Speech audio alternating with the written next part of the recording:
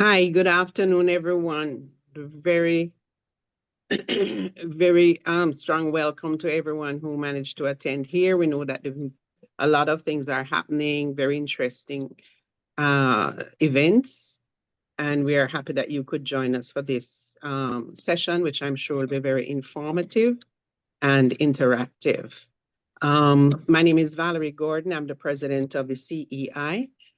The CEI is promoting this session in collaboration with SALISES, the Sir Arthur Lewis Institute for um, Social Affairs Economic at the studies. University. Sorry? Economic studies. And Social and Economic Studies at the University of the West Indies. You would think I would know the acronym by now, but yes, we're very pleased to have them here also. The CEI, as many of you know, is a not-for-profit organization of development professionals, many of whom are focused primarily on evaluation practice. The organization over its 11 years has strived to promote evaluative practice in the region by promoting professional development, advancing the visibility and involvement of the CEI in monitoring and evaluation globally, and really advocating for quality monitoring, evaluation, and learning in the region. I'm very pleased to hand over the proceedings to Dr. Nadine Prasad, our Director of Professional Development and Training at the CEI and Senior Lecturer at the University of the West Indies, Cave Hill, where she teaches evaluation in the Department of Management Studies. Help me to welcome Dr. Prasad. Thank you, Valerie, and good evening to everyone. It is my distinct pleasure to welcome our audience and our distinguished panel to our roundtable session, Strengthening Climate Resilience Through Meal, Lessons, Challenges, and Solutions for the Caribbean. Our panel comprises Ms. Brianne Holder, who is a Senior Manager, Social Development, Monitoring and Evaluation in the Jamaica Social Investment Fund. She holds a MA in Heritage Studies from UWI-Mona and has over 20 years of immersion in project and program management, monitoring, and evaluation. She oversees the World Bank's portfolios, manages the M&E unit, and provides technical support to project teams on social development and project design. Dr.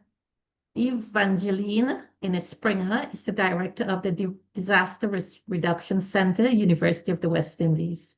She's a certified emergency and continuity manager with over 25 years experience. Dr. Ines Springer has worked with several regional disaster management and health agencies in the Caribbean and led efforts to integrate comprehensive disaster management into all sectors to support community resilience.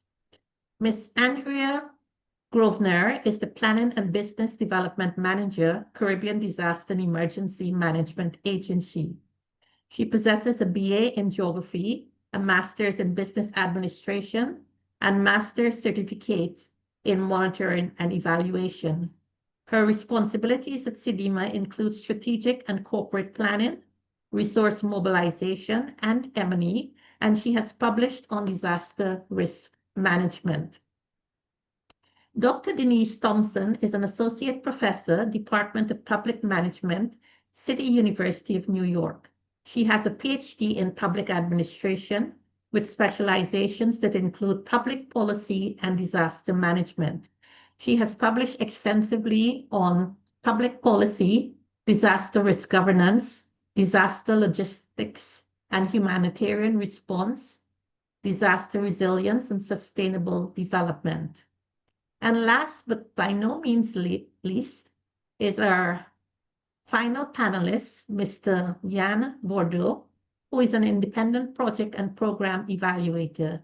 He's a freelance project and program evaluator and is proficient at monitoring and evaluation system design. He also specializes in development communication, strategic planning, results-based budgeting, institutional development, and coaching. Our roundtable discussion will take the following format.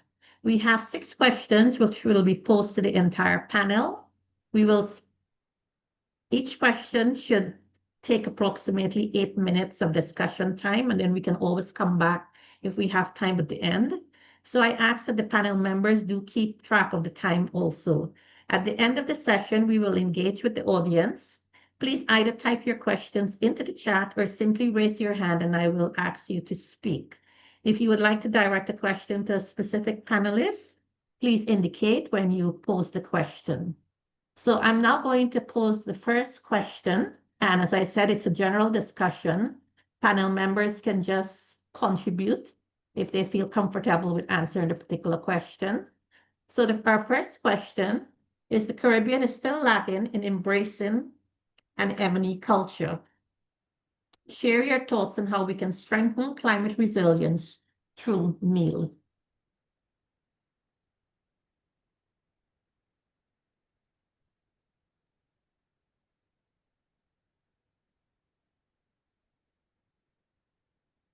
So anyone can start, please. Any panel member.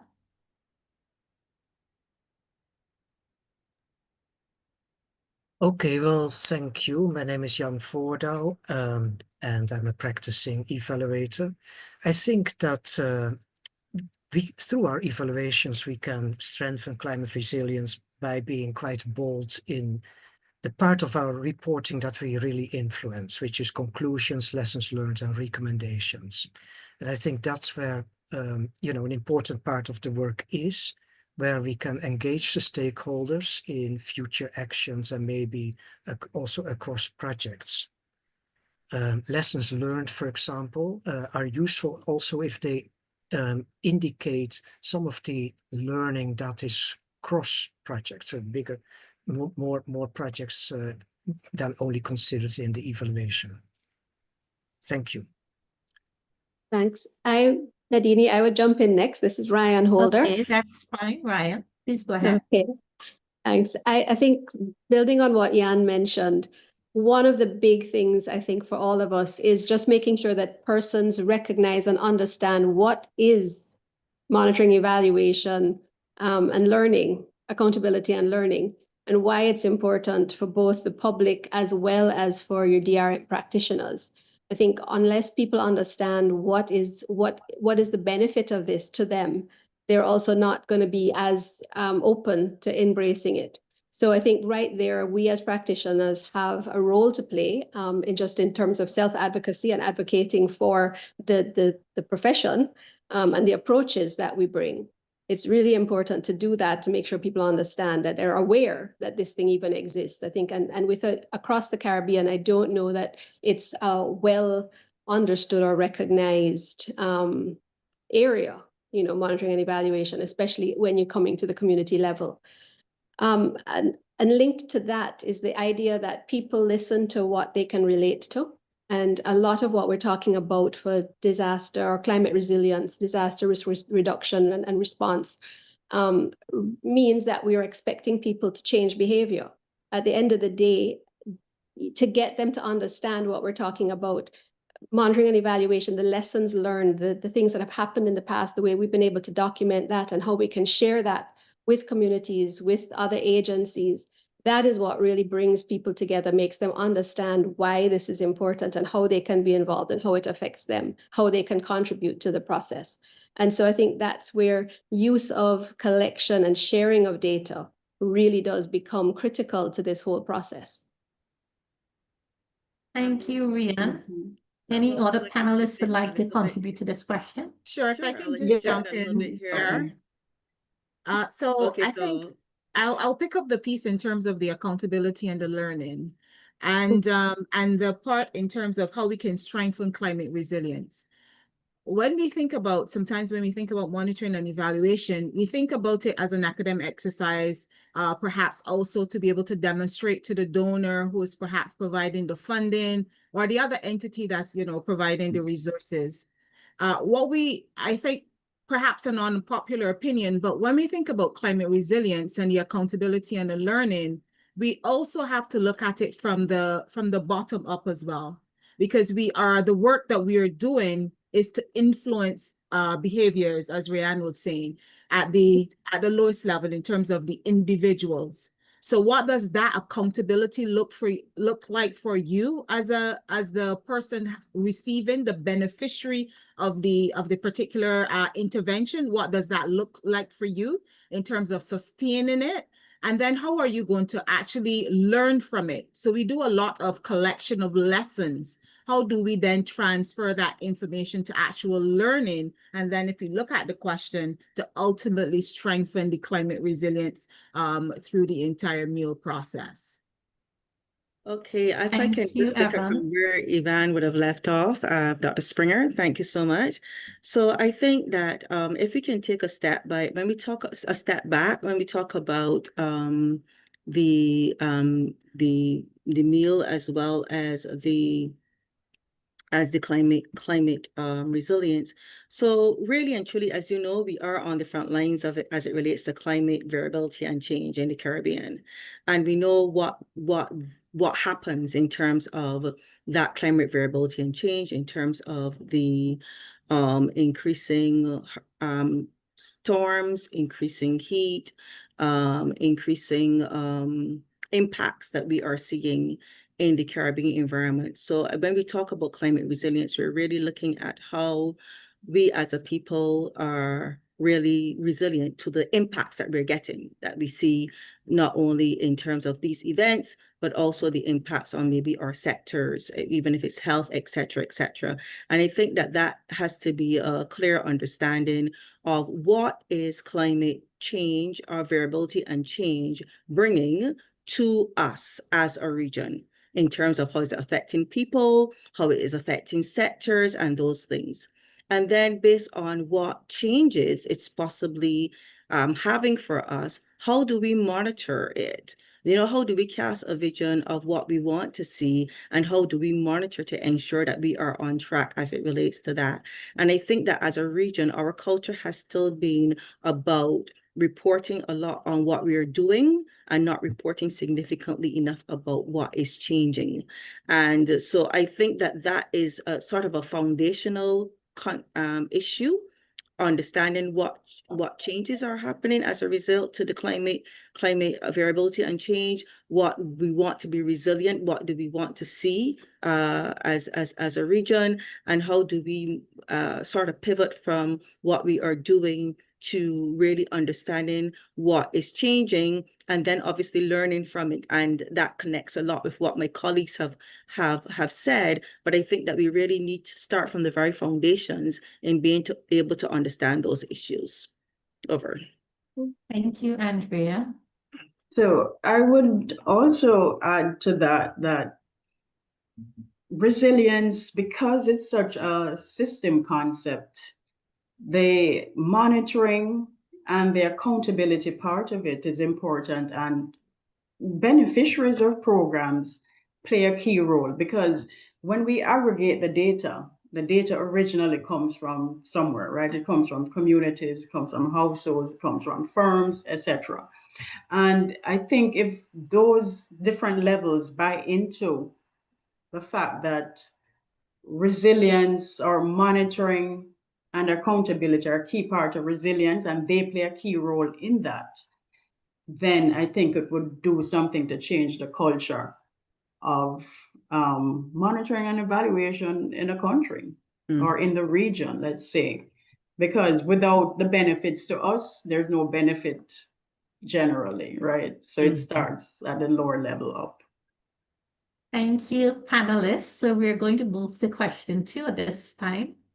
And the second question asks, contemporary monitoring and evaluation focuses on an interactive, participatory process to ensure community voice and ownership. Share how you have ensured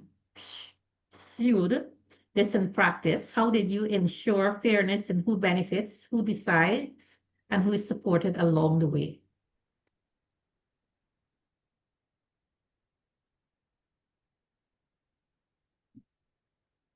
And again, we have no order. Any one of the panel members can start to speak. Okay, I'll jump in here. I think in terms of how how we ensure fairness in the beneficiaries. And I think what we found at the very core, we need to appreciate that even when we do all the checks and balances to ensure that we have this level of fairness, that there is still going to be perhaps some level of thinking that there should be additional beneficiaries. And so I think we need to step out with that, recognizing that there's always going to be additional information coming to the table in terms of, persons who they think should benefit. But I think one of those contemporary ways is very much moving away from the community, because that's where we're going, the community coming to us. Rather than us going to the community and engaging them where they are. I remember, just to give a very quick story, where we were engaging with some community members in a remote community, and us wanting to go into the community and have the conversations with them meant us going to a bar.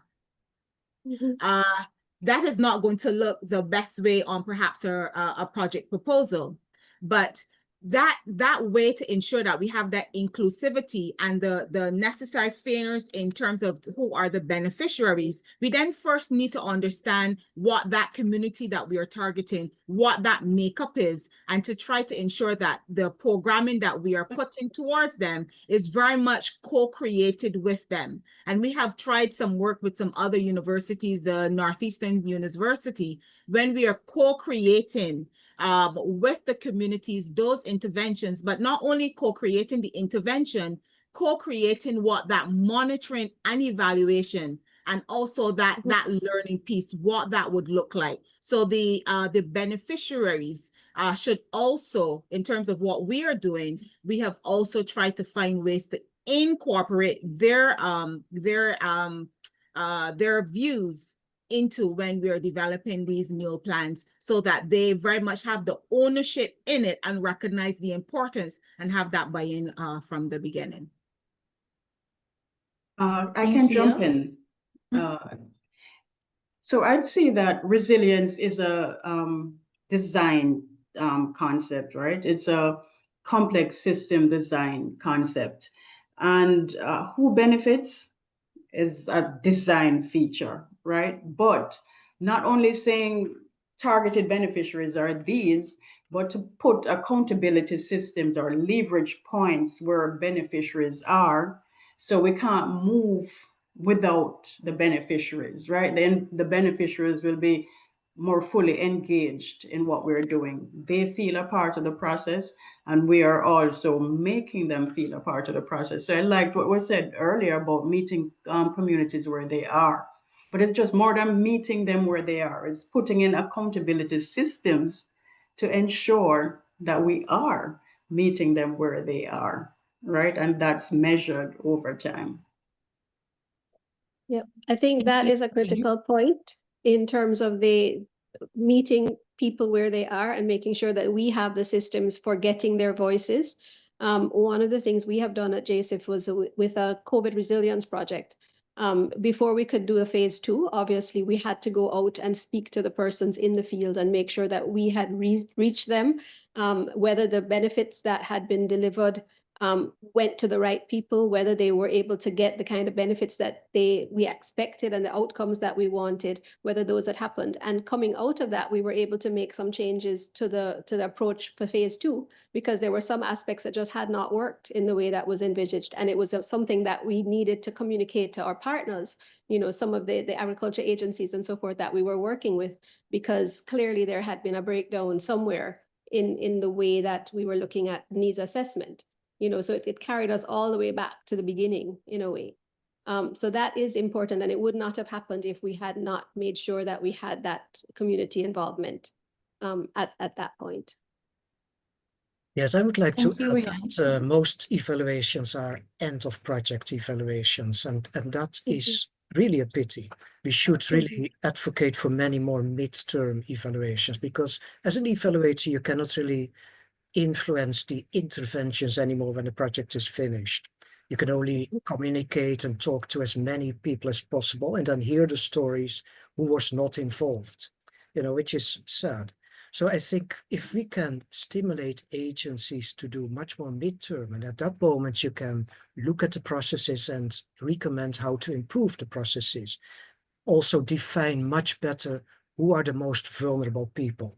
It's not only the rural people, but within rural people, there are communities like disabled people, or the elderly, or the youth, or the women, etc., that we can define better than at such midterm level. The other thing that I'm thinking of in terms of engaging the communities is not only producing a printed report, but also a video, for example. I did an evaluation of a project with the disabled people's organizations and produced a video after that that was accessible to people with different types of disabilities, the blind, the deaf communities, also people that cannot really deal with changing screens very much. We had it with subtitled and with the sound so that it was accessible to see for the people the findings, the conclusions, and the recommendations. And that was very well received. Something short that everybody can access. And that's, I think we should also really advocate for that to the commissioners to do reporting in a much more communicative fashion. If I can just, on this particular one, just say two small things and to support all of what has been contributed by the other panelists. And that is, I think design is very important. We think about the M1E happening during the project implementation, but the whole matter of the engagement obviously happens before, during, and obviously at the end, and even for follow-up. And I think that engagement in terms of before is absolutely critical. I also think that the way of engagement, Dr. Springer talked about going into the bar. I mean, we have had we use processes at the community level where we did community cookouts. I mean, if there's one thing that the Caribbean people love to do is to gather around food, so those are the type of things that that you have to do in looking at, ways that will engage that may not be the traditional ways. But I also think that, it's not easy. It's not easy work. It's not work that comes very easy. And I think we have to take a step back and to rethink how we really engage to ensure that we are fair and we pivot. Because I can tell you, whilst I think we've had some good experiences of engagement, in future projects, I will engage differently because we've learned things along the way that some things don't work and they're not the best to get all the voices. So being able to learn ourselves in terms of how we do these things is absolutely critical as evaluators. Thank you, panelists, for your contributions to question 2. We'll now move to question 3. In addition to M&E, an effective climate resilience system is heavily dependent on having a good risk management system in place with appropriate disaster response mechanisms. Provide some suggestions on how we can accomplish this. So I will kick off on this one as I'm Francidima. So Go ahead, Andrea. I think it's a great question. I think one of the things that we have to ask ourselves is when we talk about a climate resilience system, what will the climate do, right? So we are seeing, lots more heat, we are seeing lots more floods, and we are seeing lots more storms, etc. And these are things that are happening in our system. So that means that if we are going to be resilient, if we're talking about climate resilience, we're really talking about being resilient to the impacts that that climate variability and change will bring. And in fact, of course, we know that these things have significant impacts. So we have impacts on lives, we have impacts on livelihoods, we have impacts on infrastructure, we have overall impacts on our development aspirations, which means therefore that we have to look at a comprehensive approach to how we are treating with these issues. As you know, CEDIMA has the CDM strategy, which is an all hazards, all peoples, and all phases approach to the management of our risk. So we're not only looking at the disaster response, but we're looking obviously at mitigation. We're looking at the preparedness. We're looking also at recovery, because we want to be able to make sure that we're recovering quicker. But we are also looking at managing risk. How do we reduce vulnerability, and how do we reduce susceptibility to those particular climate-related hazards that we are facing? So I think that it's actually not only about the disaster response mechanism, but it's really about that entire cycle that we want to be able to address. But certainly we know that because of the fact that a good response means that persons are suffering probably less, that we get to people who need support quickly is going to be very, very, very important. And that the persons who are not only vulnerable, but those persons who are marginal, who are under those margins of poverty and also can be significantly impacted, that can drop below the poverty line, etc. When there is an impact, we want to ensure that we can do this. So I can also say here two quick things before my other panelists drop in. And that is, one, even at CDEMA, we have looked at how do we strengthen our whole CDM strategy, not only because that focuses on institutional strengthening, knowledge management, mainstreaming CDM in key sectors, and community resilience, but how do we deepen part of those that engagement, given the impact of, for instance, what we saw in 2017 with Hurricanes Irma and Maria, and which we were very much reminded of throughout the entire pandemic, with the volcanic eruption in St. Vincent and the Grenadines as well. And then we had Beryl in 2024. And some of these issues really is about like strengthening social protection for the marginal and the most vulnerable. How do we strengthen our infrastructure, advance the economic opportunities, protect the environment, because as we protect the environment, that also protects us from some of the hazard impacts, like our mangroves and so on, from the hurricane impacts. And also, how do we have a better response and recovery system? And we need to have a proper M&E system to be able to monitor how we are treating on those resilience pathways, because those people who are most affected, we need to be able to identify them. We have to be able to get support to them when they need it. So there's a whole gamut that the whole monitoring and the accountability and learning can help us as we are strengthening our response systems to ensure that persons are protected and that they get the help when they need it. Over. Yeah, Thank you, so Andrea. so I'd like to build on what Andrea just said. And I'd like to talk about the way we think about resilience, or climate resilience, or disaster resilience, and therefore the implications that that has for some of the tools and techniques that we use to do monitoring and evaluation of these systems, right? So if we come back to the point where, because it's so comprehensive and it's so multidimensional, right? There are multiple vulnerabilities, there are mitigation systems that you have to put in place, recovery, etc. Andrea outlined it very well. We also have to look beyond that to the enabling conditions that there is, right? And the interconnections between all of these other things. So disaster systems reside in other systems, like Andrea was saying. So in earth systems, we have atmospheric systems, etc., and those interact. And when they interact, they change things in fundamental ways. And so what we have to do then, understanding that these things take place in systems, is to try to find leverage spots where we can kind of pull some strings and get things happening, understand feedback loops and what that how that works, right? To accelerate or to dampen some of the changes that we put in place.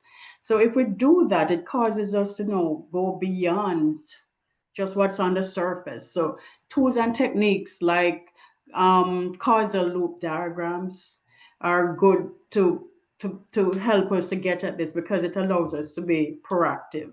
It allows us to see what could go wrong, where it could go wrong, and how we can stop it. So that's one thing. Other things like simulation modeling can help us also. So it doesn't interfere with the program or whatever we have in place, but it does give us a visual picture of what could happen. Or, you know, we could ask a series of if-then questions.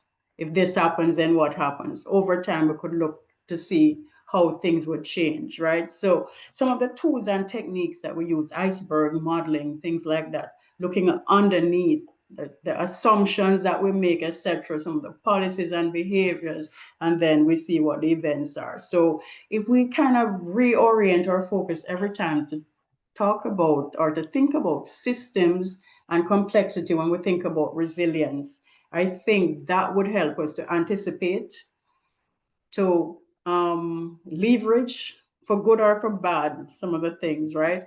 And then to act to dampen the effects of climate change and also to improve the outcomes in what we're looking for. So I'd stop there.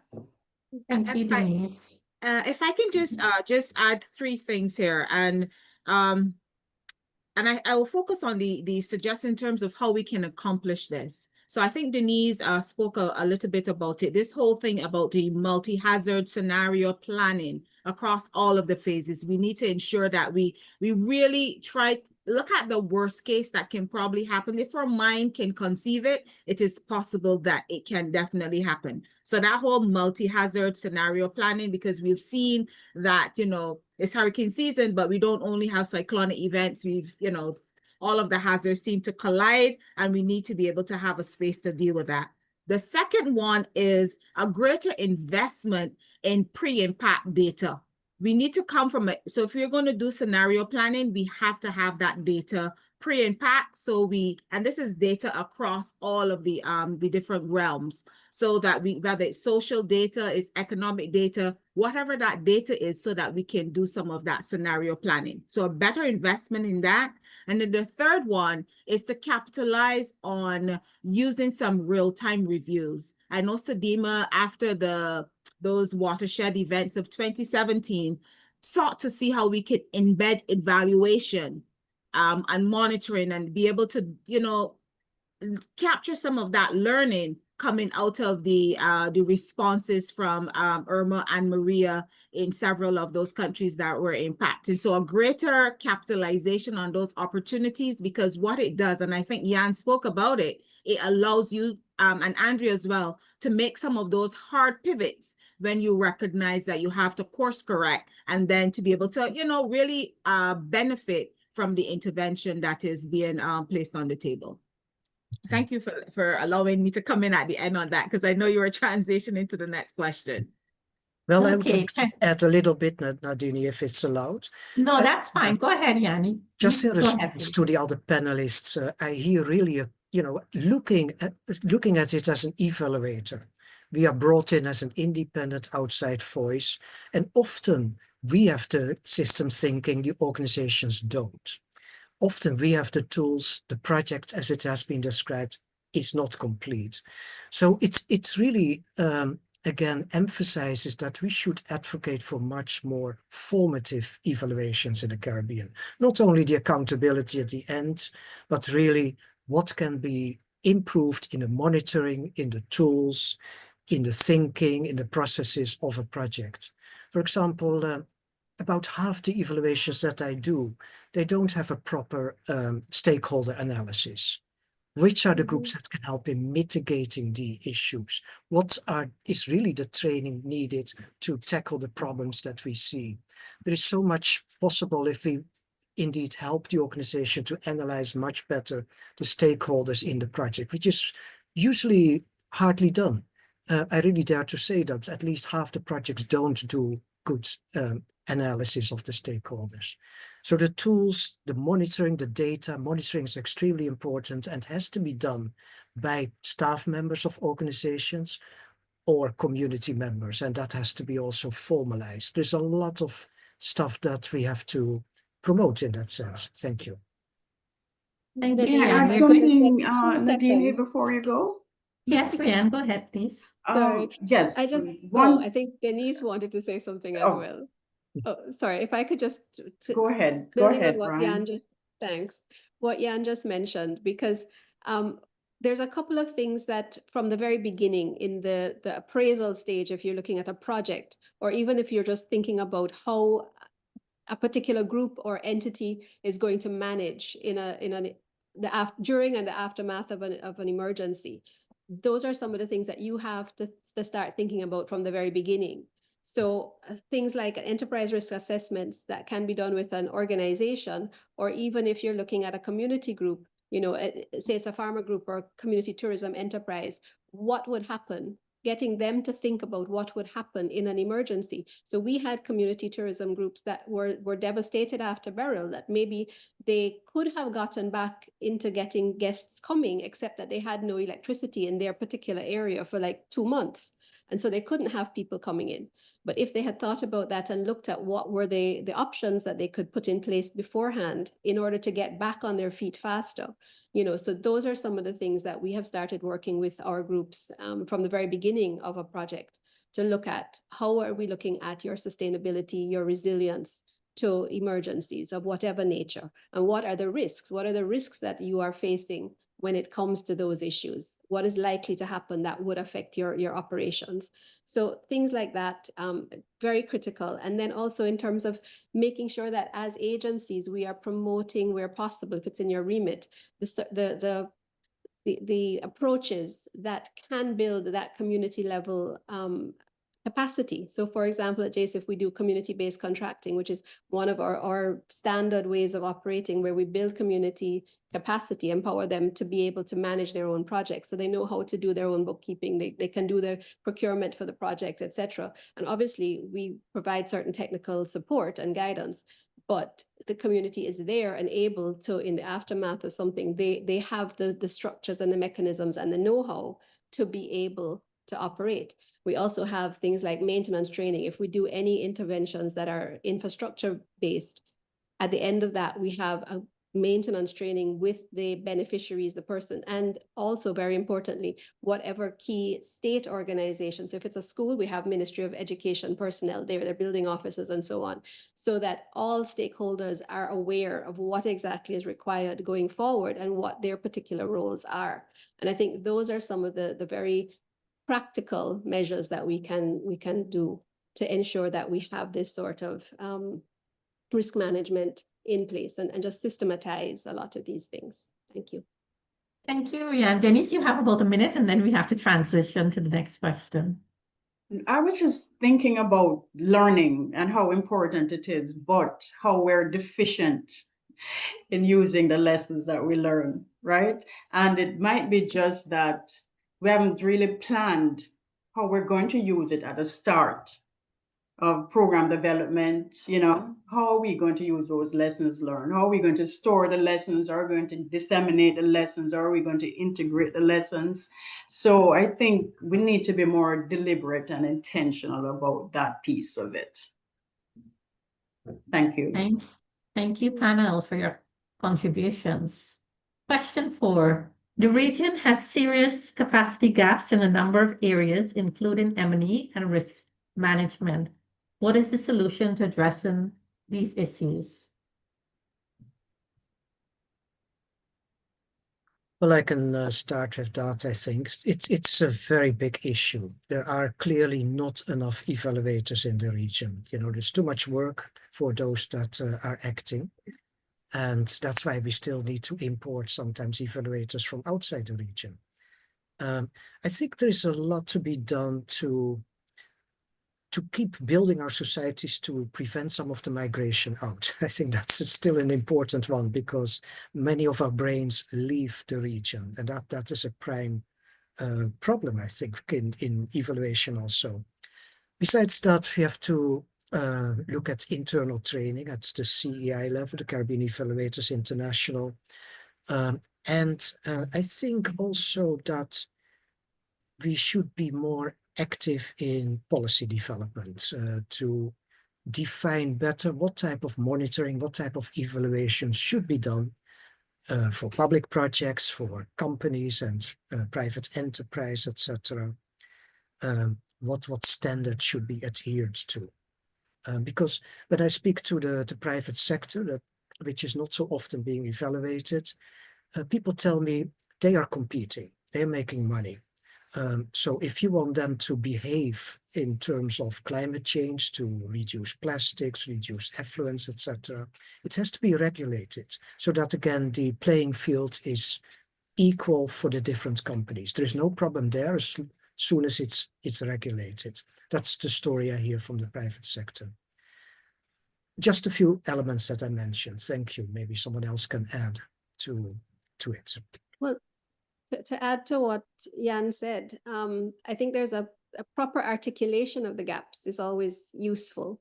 You know, that issue of whether M&E, whether we have enough practitioners. I think one of the issues there is, do people know that M&E is a viable career option? You know, do we know that you can get training at UE or wherever?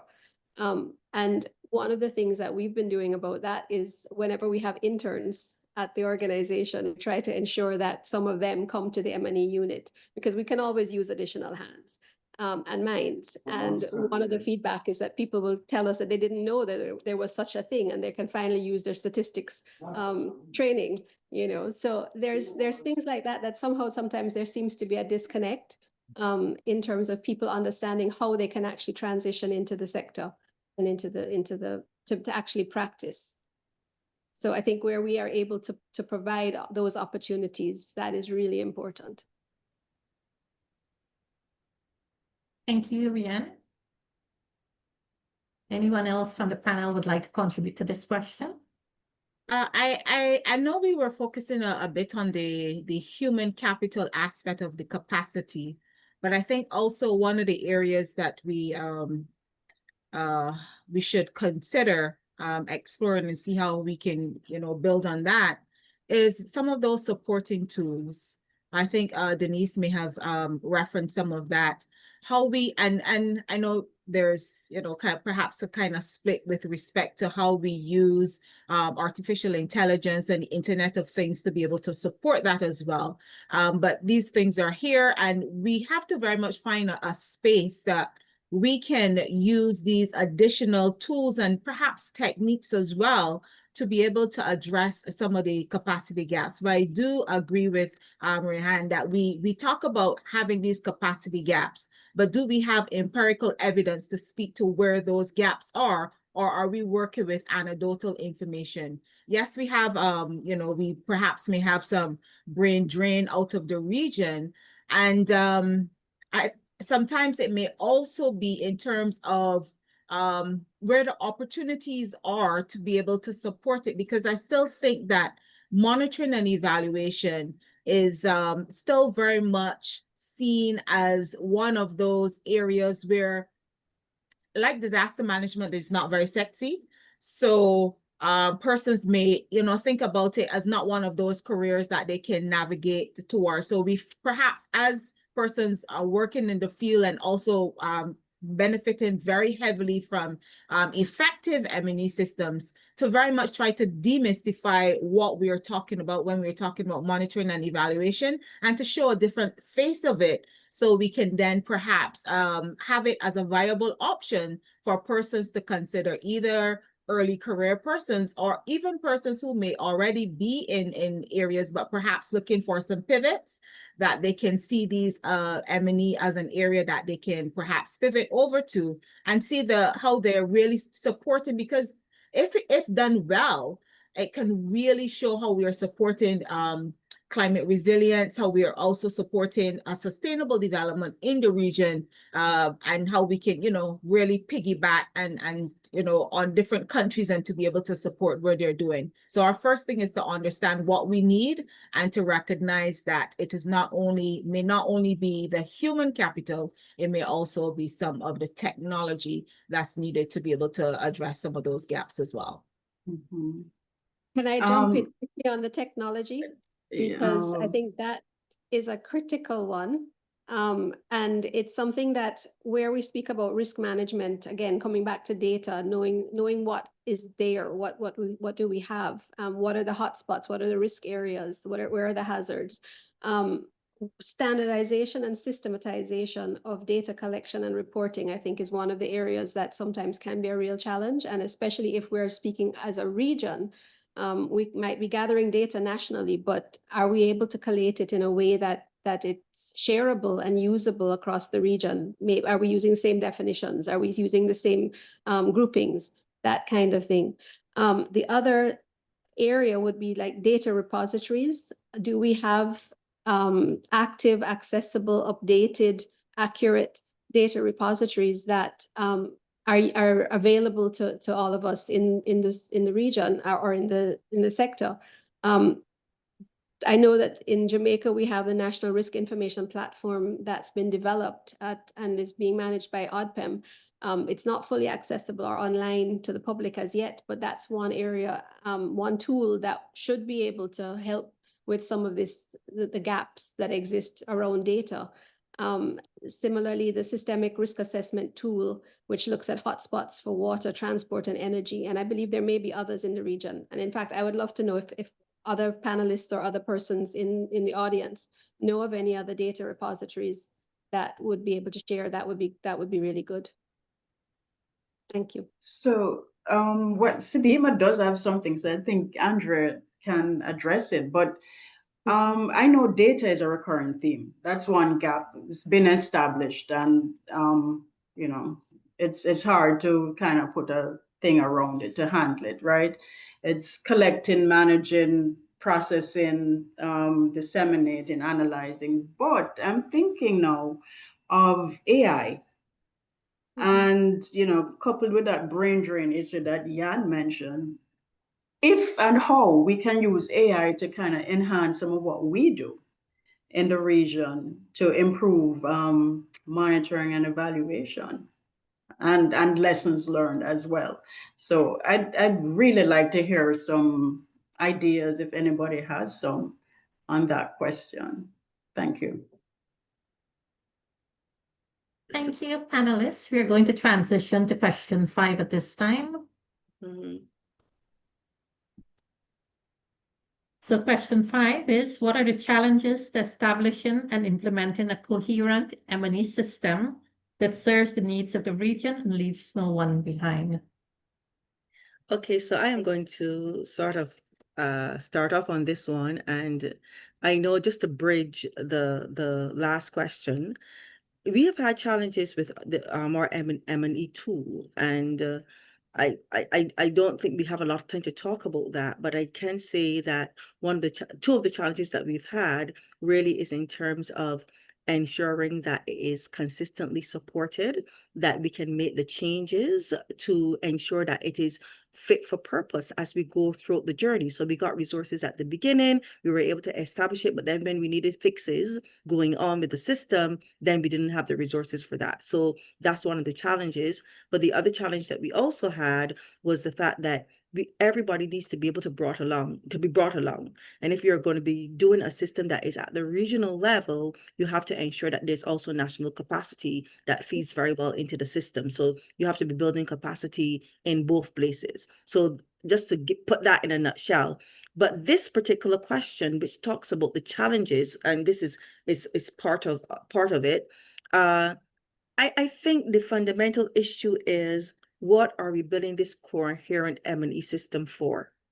It seems very basic, but I think that is part of the fundamental challenge. So I think that if we look across the goals of what we aspire to as humanity, across the SDGs, across the Sendai Framework for Disasters Reduction, the Paris Agreement on Climate Change, the SIDS agenda, the CDM strategy, etc.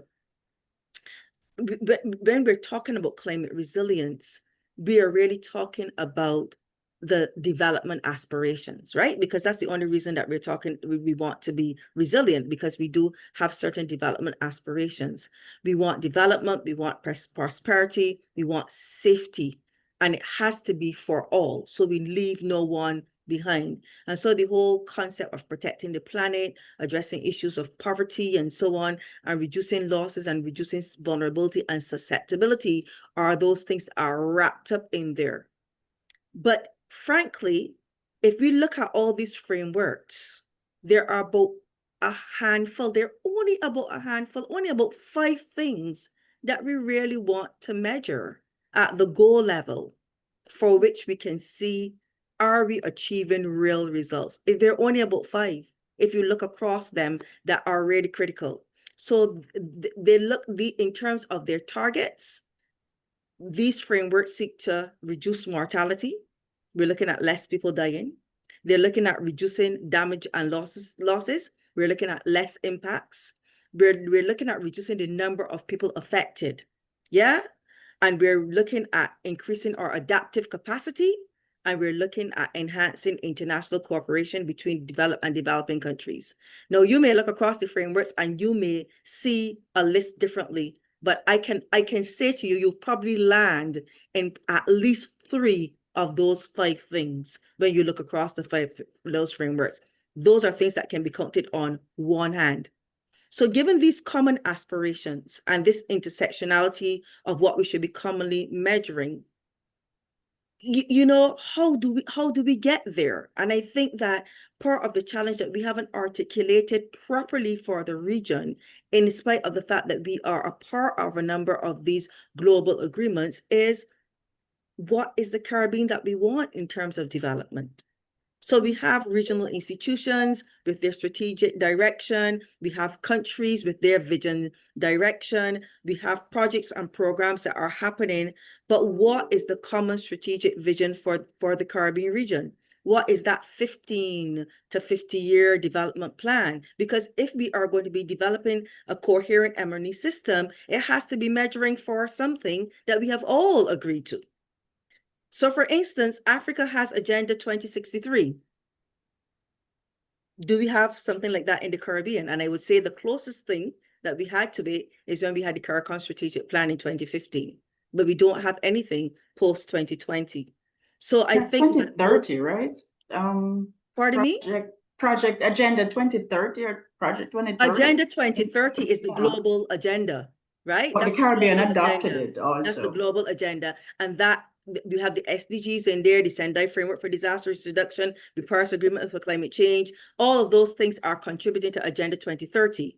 But certainly for the Caribbean region, in terms of articulating, in that so we are supporting that agenda. And in those agendas, those 5 things that I talked about that we should be measuring is common across all of those strategic frameworks. So I would say that we have to ensure that we articulate very well for the Caribbean what it is that we want to see specifically for us in the context of those agendas. And I think it has to go beyond 2030, of course, because development doesn't happen in the next 6 years or 5 years. It's happening more longer term. So we have to be, a little bit audacious, but we also need to address the whole matter of data, because if we can agree that in terms of those targets, that we are looking at reducing mortality, damages and losses, the number of people affected, the adaptive capacity, and the cooperation, that also sets the stage for the type of data that we want to be able to ensure that we have. And then we can talk about all the issues around data, what format, the periodicity, all those type of things, but we should at least know what data that we want to have. And then we also have to talk about our approach to how we are going to be doing our work, because a lot of our things are still project-based. And this is part of the challenge. A lot of our projects have their own M&E frameworks because they're looking at what we want to do for this little piece here, but it is not necessarily linked to the broader whole of what we should be measuring. So I think that these are some of the things that we have to do: determining what we want, determining what the data that goes to be around it, and how do we leverage our current projects and programs to ensure that we're capturing that change based on the direction that we have addressed. And then now, obviously, now building from the bottom up, that all of our stakeholders at all levels can be able to see what is in it for us. And I think that if we can do that, we can have a more coherent M&E system. Well, I'd say, Andrea, I have 2 words for you: fragmentation and integration. And because of our funding models, right? Because where we get funding from to do all these programs and projects that we do, they're so disparate that they come with their own systems, as you say, and we work within those systems, right? And not across the systems. And so that is a big, big problem, because in doing so, we're not talking the same language. And of course, ultimately, people will be left behind. Because one, who determines what a beneficiary or who is a beneficiary? That's determined somewhere else. We don't know if this is a real beneficiary, right? What decisions are made? Where do we put our funding? That's a decision that's made somewhere else from some decision maker based on certain incentives. So all these pieces are there that cannot seem to bridge the or the segmentation, right? We cannot get integrated. And that's a big challenge that we've continuously had in the Caribbean since the 60s or what 50s, right? With integration, the 50s, it's a problem. If I can just, so not necessarily two words, but very much echoing what Denise said. I think so fragmentation, the word that I have scribbled here is silos, but the silos are very much created because of so we are purse chasing. This heavy reliance on resourcing from external entities, that although we may have a vision for what we want for the region, because we are now heavily dependent on resources of other entities, we now have to make some pivots, try to see how we can, massage the results that we want so that we can fit into that. And very often, again, maybe an unpopular opinion, but I can stand by it. Those external resource providers are very much contributing to the siloed approach, because it is at the end of the day, the donor has another donor who has another donor. So their interests must always be protected. So I think as a region, we have to be very, we have to come together. As Denise said, we have to be a little bit more integrated, and we have to be comfortable saying, yes, we want the resourcing, but not with these conditions. And the political landscape has changed, and we had to make some pivots. So what is happening now is creating a foundation for us to be able to say, yes, this is what we want, but not with those conditions. And then I suspect once we're able to very solidly stand on that, because we have some evidence to be able to back it, we are then not always going to be chasing results that are very much driven by a donor, or as I say, purse chasing, because we want to be able to get access to the funding. Yeah, I think that's a very important point. Sorry, Nadine. I just wanted to jump in on that one because it is critical. And I think for the region, obviously, we know resources are an area that all of us need. And we're always going to be looking to see how best we can get our things funded. But I think, so that's where I think some of the policy comes in. And Andrea was speaking to that in terms of nationally and regionally, what are our policies and what is it that we have to be aligned to? I know in Jamaica, one of the things is that any government entity that is working on projects, we have to the project's objectives do have to meet some aspect of our national development plan, which is Vision 2030. So you always have to be able to show, and in terms of our national reporting, we have to be able to show how we are supporting that overall objective and the various indicators. So I think if we're looking at policy, and that's probably something that we need to be advocating for as well, is to ensure that alignment and ensuring that we have the resources and the monitoring and evaluation eye as well to ensure that we are in fact doing those things. We have a lot of alignment. Sorry?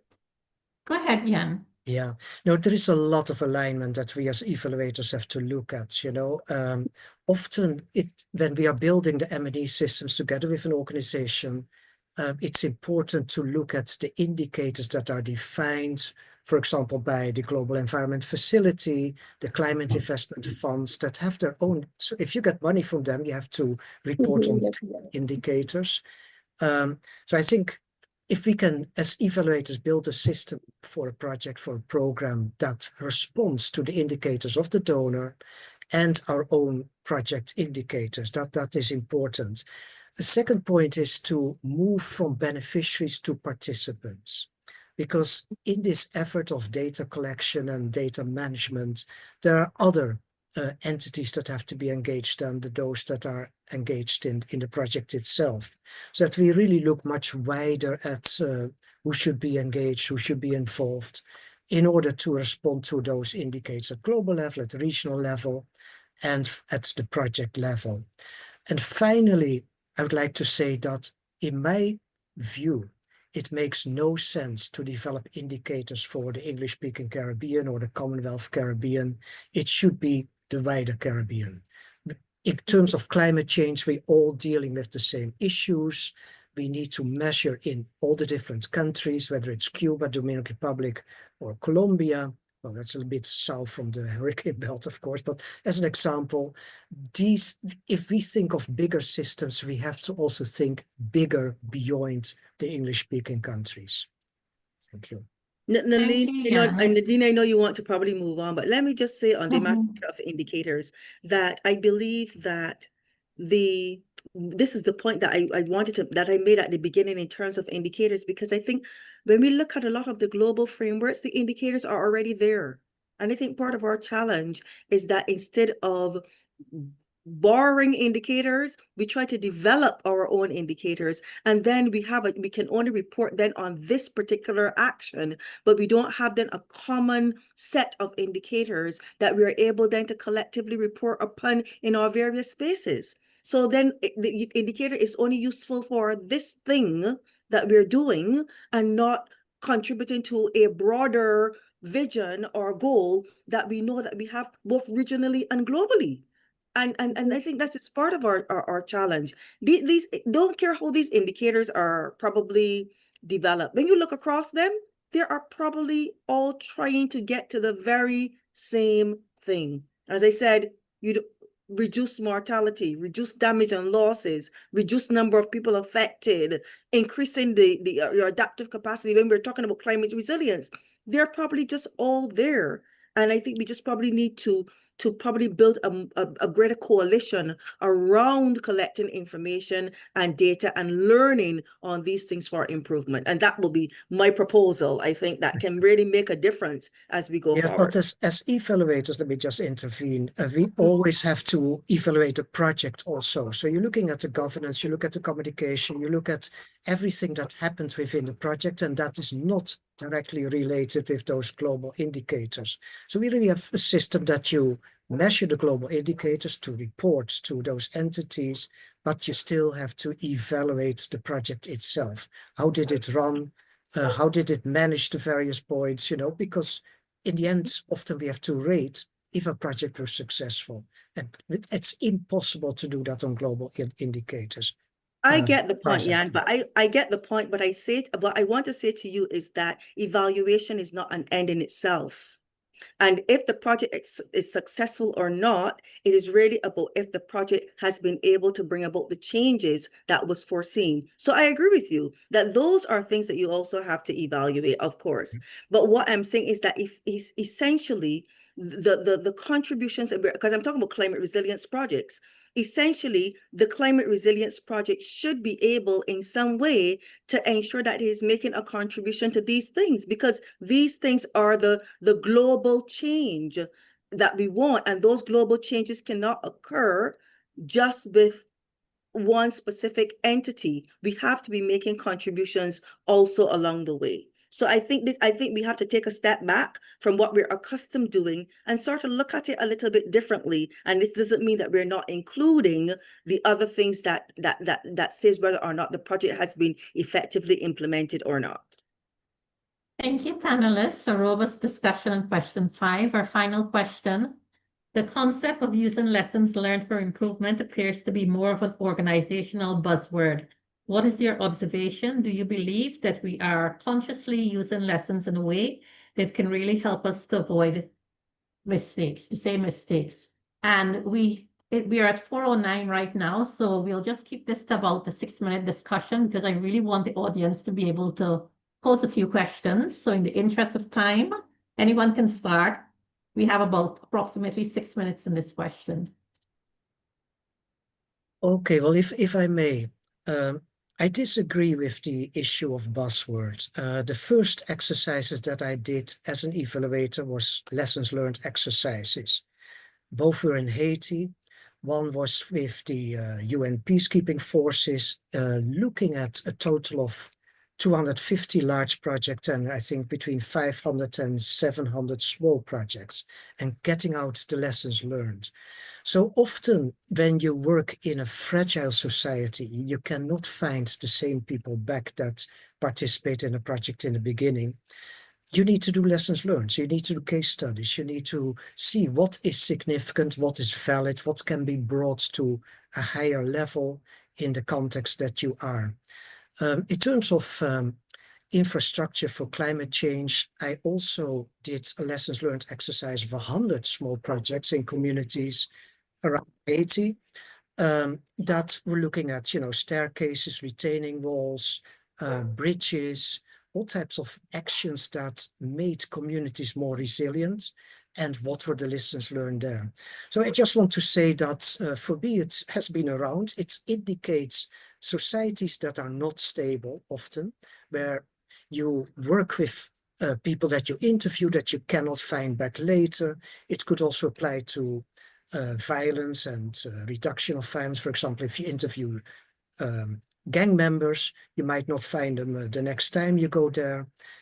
So it's those type of things that are important in lessons learned. And we should use much more that mechanism. We should ask staff members of organizations to note down lessons learned every 3 months or every 6 months, so that it does not get forgotten. It has an important place in evaluation. Thank you. If I can just support what Jan would have said, I think it's absolutely critical. And to just say that we do a lot of the lessons learned and so on at the end of the project. So often the intervention is closed or closing. Many projects and programs do not have a learning agenda.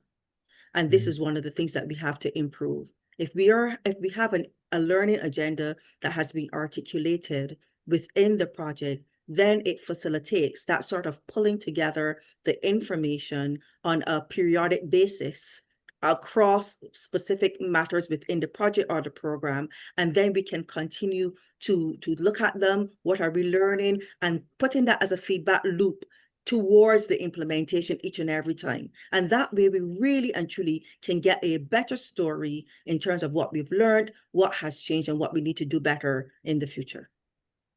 So I have a difference of opinion. So I do agree that is very much a buzzword. I'm not saying that is not important, because if there's a commitment to lessons learned, as both Andrea and Jan would have said, we would not just wait, because learning is not going to happen at the end of the intervention only. So if it is, so I suspect, in my opinion, it is a buzzword because it is required. It's just like sustainability, project sustainability, what that's going to look like. One of those buzzwords. I think it's a buzz, but it is required. What we need to do is to be able, as we are going through those formative assessments, the continuous learning, there has to be a commitment as you go through the intervention, whatever it is, that you can document that. And I think sometimes we do that, but we do not capture what we're doing throughout the process as a part of the lesson learned. We wait until the end and we are able to learn this, we are able to learn that.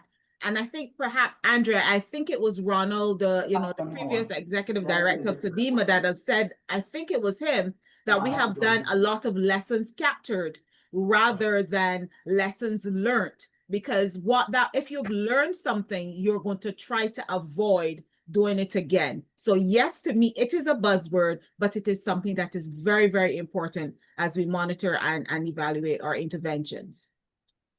I would want to endorse that, just in the sense that I don't, when we say using lessons learned for improvement, it means that we're wanting behavior change. And that we know is not something that happens necessarily easily. People tend to be quite resistant to change. And one of the ways that I think we need to be, the whole idea of being more intentional, and I think that's what several of the my colleagues have said, is that you have to have more of a consistent and intentional approach to it. You have to make sure that you have a learning approach to this whole system, and to ensure that you have ways of incorporating the lessons that you have found into the new cycles or new projects or whatever it is that you're doing. And as one of my colleagues had said, that we have to stop burying the lessons learned in reports. We have to find more creative ways of getting them out to people. I've heard about it being done through community theater, for example. But within an organization, how are we internalizing? How are we getting this information out? And then how are we internalizing it? And I think that's the area that's the part that we're not necessarily getting right. Okay, Dennis, you wanted to have the last word, or because we're at 4:15, so we just have about a minute, then we need to see if the audience has any questions. I'll cede my time to the audience. I'd love to hear what they're saying. Okay, thank you so much, panel. It was a very enlightening discussion. So at this point, I'm going to ask the audience to pose any questions that they may have. If you want a particular panelist to answer, then please do so.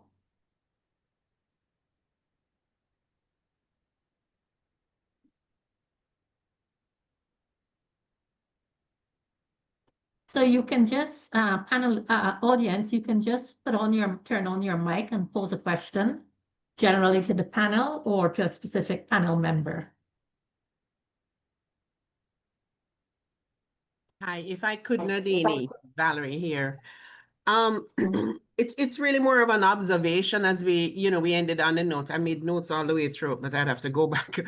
But in terms of lessons learned, and where reference was made to, I guess, perhaps the beneficiaries or the persons who on the ground who maybe need behavioral change to improve their resilience, for example. But the behavioral change is also needed in governments, in donors, pretty much at every level. Those lessons learned have to be targeted at every level, because I believe, and I mean, it came throughout the discussion, the issues we have with purse chasing, with projectizing.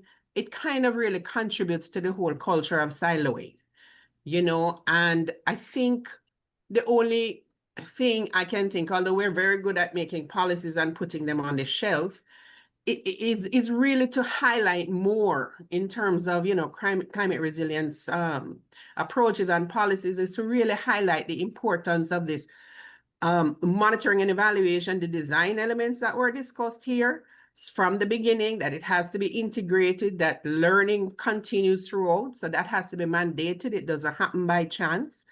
And even in terms of having that midterm evaluation, so they can reflection, and people need to prepare to participate meaningfully in that at all levels.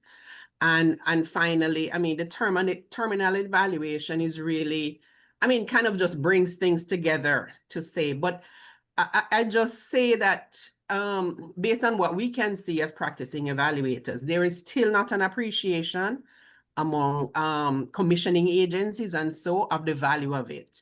You're getting calls for proposals for M&E frameworks when a midterm evaluation is due. So that wasn't considered upfront in the design, the costing and the resources, all of these, culling those lessons learned, using innovative communication strategies to ensure that accountability at all levels, some of which, Jan and Ryan mentioned. I mean, that takes money, that takes time. So unless we can, so we have to, there's a lot of advocating to be done, clearly. That's the bottom line in terms of the vital role that MEAL plays in ensuring that all of the dollars we are getting, that we are chasing so hard, are used to the maximum capacity possible, so that the next time around, the lessons, we are the custodians as well as the beneficiaries of those lessons and can influence that next design that comes along. Thank you, Valerie. Mm-hmm. Any other audience questions? I see something in the chat from Kieran. She said, I can share at some point what I have seen and the approaches I have used in the audit world for all of these questions. So Karen, I'm not sure if you'd like to take this opportunity to share with us what you have observed.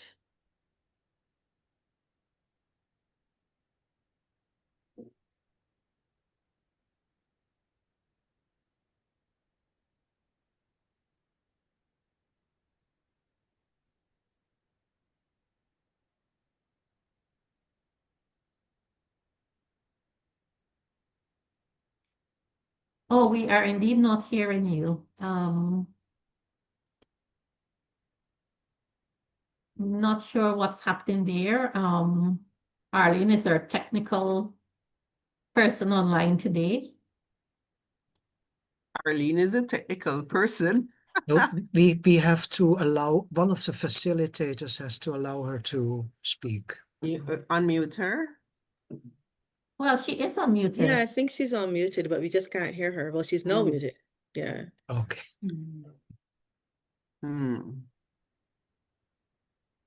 Unfortunately, we can't hear. Okay, she says she thinks it's on her side and she's not sure how to get it sorted out. Would any other member of the audience like to make any observation, pose a question?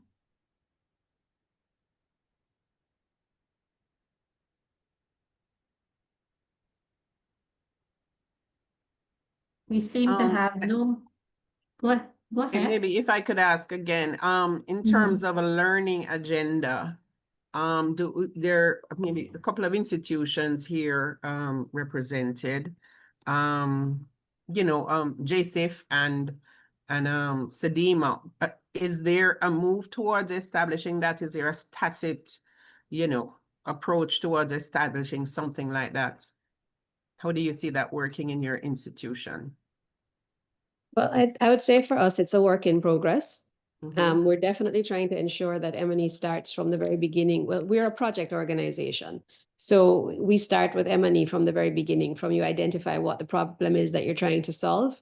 We start to look at how to get M&E throughout every single stage of the project. And in terms of ensuring that the learnings from that are regularly communicated to the project teams and to management, because sometimes obviously it's a higher level and we need to have a policy change or a procedural change to how we're operating. So it is, as I said, a work in progress, but it is something that we're definitely looking at. So thanks very much for the question, Valerie. So I will say that when we did our new strategic plan 2022 to 2027, and I sort of jumped back into this role around 2023, I wanted to look at things and do it a little bit differently. And so I actually drafted a learning agenda for the agency to start at midterm. But when I looked at the resources that was required to actually get it done, we didn't have those resources, human or otherwise. And so what eventually we've done is that we are now actually in a pilot stage. So I pulled just one aspect of that learning agenda around one of our strategic objectives. And so what we're going to be doing is going to be designing it around a strategic objective and seeking to look to use it for that particular strategic objective with an intention that by 2027, because we recognize we have to phase it, by 2027, we will have it across the entire strategic objectives of our work program. So I would say watch this space and we can come back to you on exactly, how we would have implemented it, what are the challenges we faced, and maybe what are some of the recommendations that we can make for the future. Great, thank you so much. That because it would be something if you were to take leadership on that, that's something that could actually influence, the regional approach. Thank you, panelists. So we are coming almost to the end. I do want to give the president a minute or two at the end, but I would like each of our 5 panelists to sum up in a minute what their vision, a message they would like to leave with the audience. So 1 minute, I'll start with Rianne. Thanks. I think basically is to make sure that we look at M&E as something that has to be throughout the entire spectrum. It can't be something at the end. And I think that was a concurrent or consistent theme throughout this conversation. We have to be very intentional about ensuring that MEAL is a part of, is internalized and systematized into our operations. And the learning part, how do we bring about change, is critical to that process. It has to be articulated and we have to be intentional about it. Thank you. Thank you, Rianne. Evan?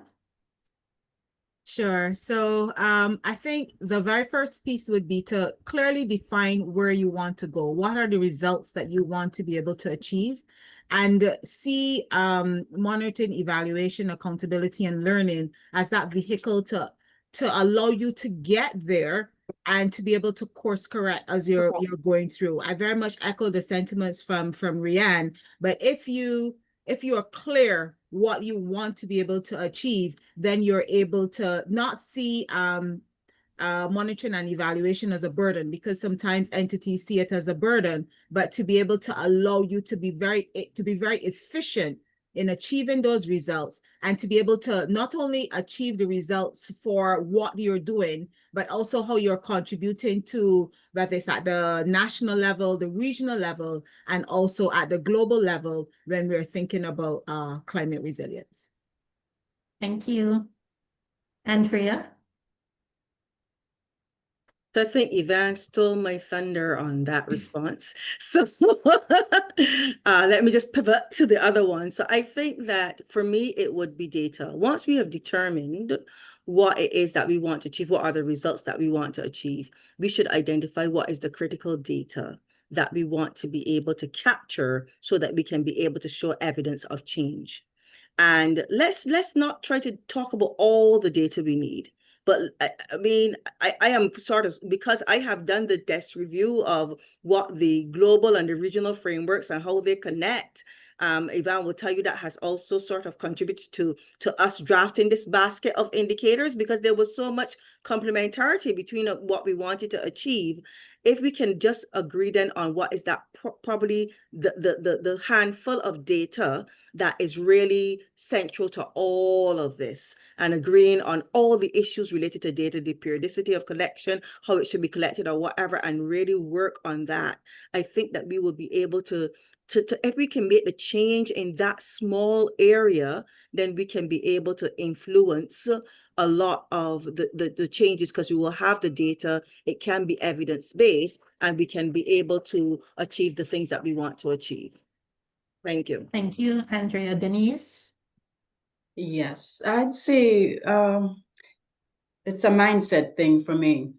I think if we change our orientation about what programs are, what resilience is, etc., then I think maybe that would allow us to capture all the other things that the panelists are saying. For instance, programs are systems within themselves, right?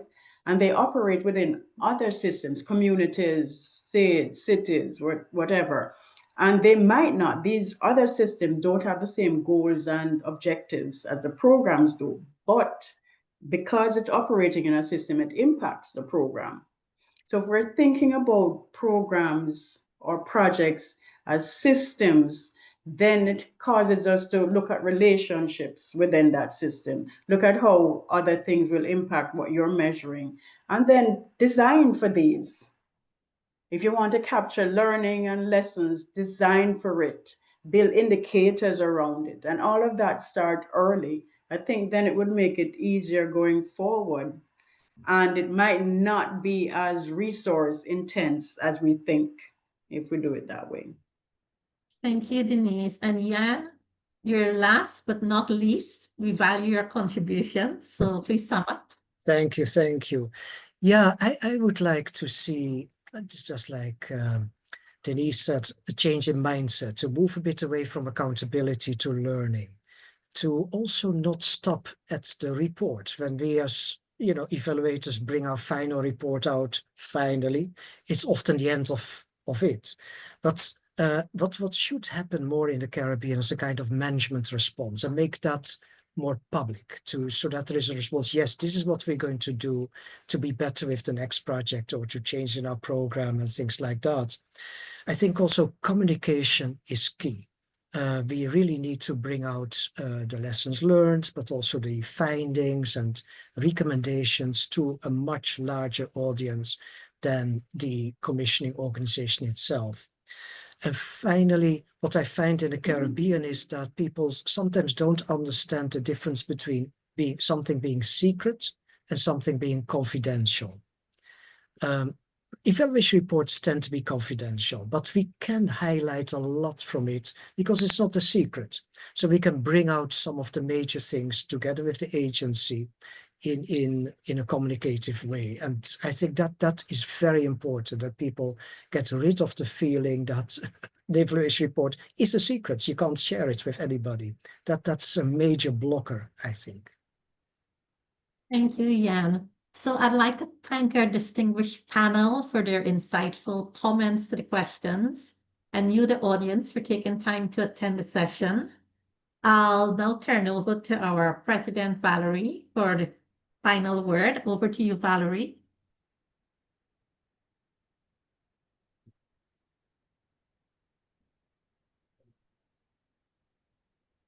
Thank you, Nadine, for guiding these proceedings so very well. You know, when we put those questions in, it just seemed, how are we going to get to all of this, and whether it was even fair to the panelists to have to speak to all of this. But I mean, we couldn't have chosen better. I really do appreciate the energy and passion and gravitas they brought to addressing the questions. And there is a lot of information here. I have to say, although the CARICOM Secretariat would ordinarily have partnered on this, they didn't have the bandwidth, the space to be very active. However, we are going to make sure that even apart from the short summaries that we have to provide to the GEI as evidence that we took this up, but also to make a longer, you know, a more substantive report available, certainly with recommendations and that have been brought forward by this panel. And we will certainly solicit your input to making it as impactful as possible, because I believe there was this talk about taking it to another level. Of course, we have other regional institutions, the 5 Cs and so forth, that deal with climate resilience. So it would be very, I think it would be a meaningful point of departure for some of these issues to be really highlighted at that level, and that we can carry this forward into some kind of policy directive. Because I say we do have to educate a lot of these agencies. When you do see what's coming out in terms of calls for proposals and things, you know, it's the understanding is not there about what meal can do.